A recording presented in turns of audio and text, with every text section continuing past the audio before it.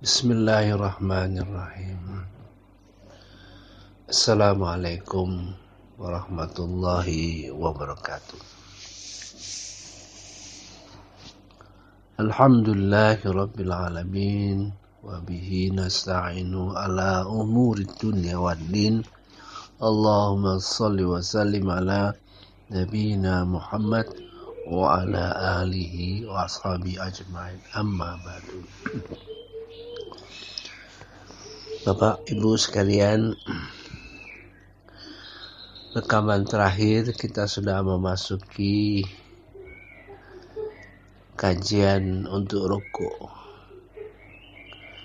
yang berkaitan dengan bacaan Subhana rabbiyal a'la, Subhana rabbiyal azim wa bihamdi.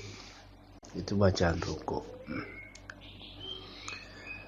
Dan kita sudah mulai membahas substansi ayat-ayat yang berada di surah Al-Haqqah. Nampak beda ayat-ayat yang di surah Al-Haqqah yang merupakan substansi dari Al-Azim, dan mudah-mudahan Bapak Ibu bisa merasakan perbedaannya walaupun mungkin tidak paham dengan bahasa Arab, tapi sudah saya jelaskan kalau di dalam surah Al-A'la, At-Tariq, dan Al-Ghasyiyah itu kalimatnya kalimat berita. Jadi Allah memberitakan saja. Tapi kalau dalam ayat-ayat yang mengandung substansi Al-Azim itu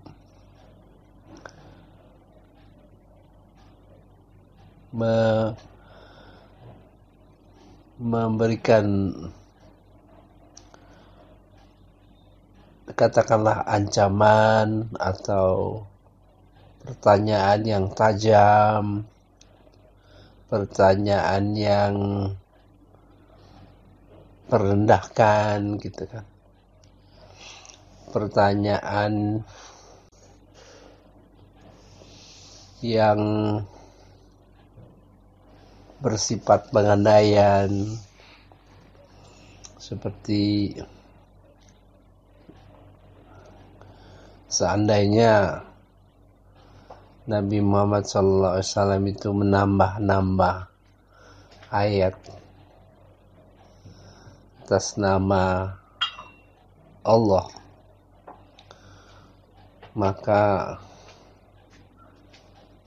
dia akan dipegang tangannya, kemudian langsung diputus jantungnya.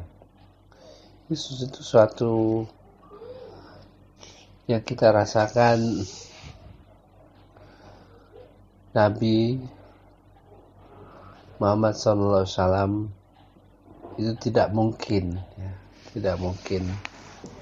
akan melakukan hal itu, tapi Allah mengabarkan keagungannya dalam bahasa-bahasa seperti itu. Oleh sebab itu, ada baiknya kita kadang-kadang kembali mempelajari substansi yang di dalam surah-surah yang ada substansi ala-ala, itu supaya dengan membiasakan perbedaannya. Saya dulu merasa pusing sekali mengikutinya itu. ya, mengikuti seperti misalnya di dalam substansi al-ala juga ada cerita mengenai orang yang wajahnya tertunduk, hina gitu, karena dia sudah bekerja keras, ya, capek, tapi juga akhirnya masuk neraka. Kemudian diceritakan bagaimana makan minumnya gitu. Kemudian orang yang mukanya, wajahnya berseri-seri, dia mendapat pahala di akhirat, di sa'iha radiyah, ya, pada surga yang tinggi gitu ya, di mana tidak ada pembicaraan yang sia-sia dan sebagainya. Tapi nadanya berita saja, ya, berita, dan menunjukkan bahwa Allah itu maha tinggi, Allah maha mengatur, ya, Allah menyediakan fasilitas berupa surga dan memberi sanksi, sehingga juga menyediakan neraka. Nah, surga dan neraka itu merupakan kasih sayang Allah terhadap kita. Sebetulnya kalau kita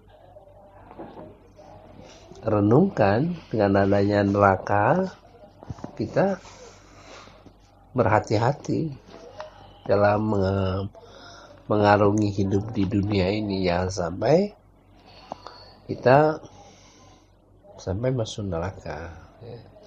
Dari doa-doa seperti doa ulul albab, dia berdoa, Rabbana ma khalaqta hadza batila, Tuhan kami, tidak ada sesuatu pun yang Kau ciptakan di dunia ini sia-sia.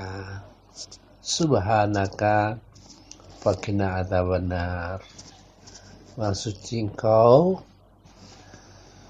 hindarkanlah kami dari azab neraka. Artinya maha suci Engkau itu mengandung makna bahwa seandainya kami masuk neraka juga bukan karena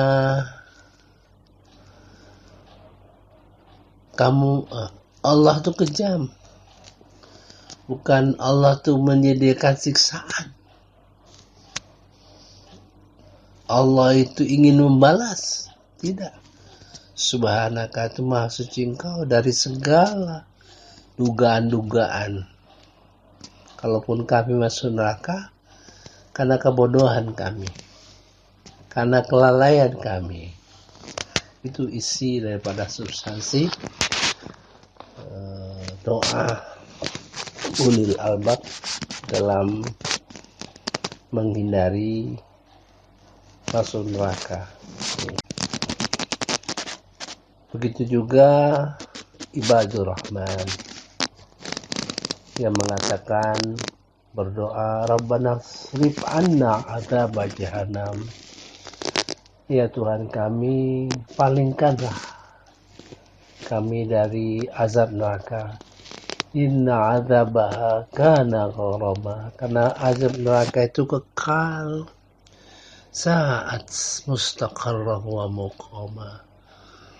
Mustaqarrah wa muqama itu dalam pengertian begini, semakin lama kami di neraka, tentu penderitaan kami semakin pedih, siksaan kami semakin parah, semakin menjadi-jadi. Mustaqarrah wa muqama.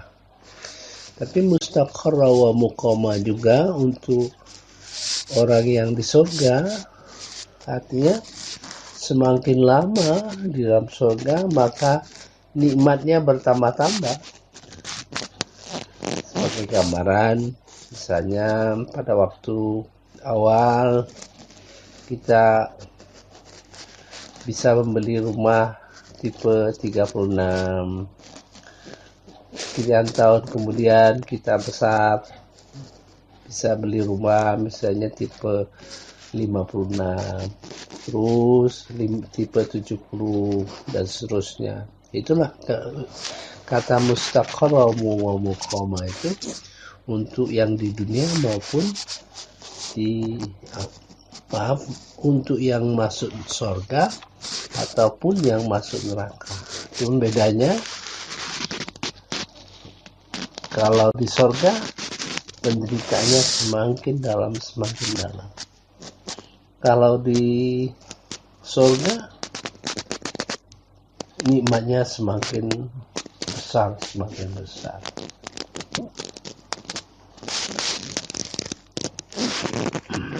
Saya kira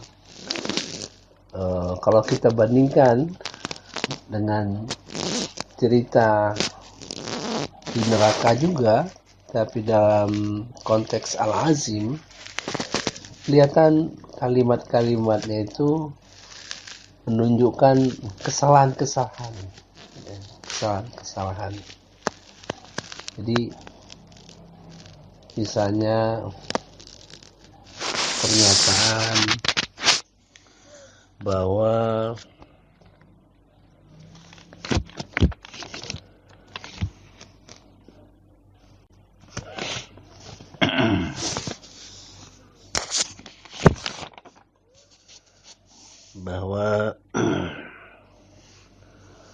hartaku sama sekali tidak berguna bagiku. Itu maksudnya.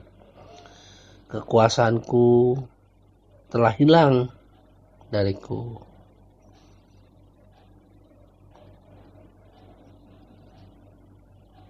Kemudian Allah perintahkan tangkap dia, lalu belenggulah tangan ke lehernya. Kalau dalam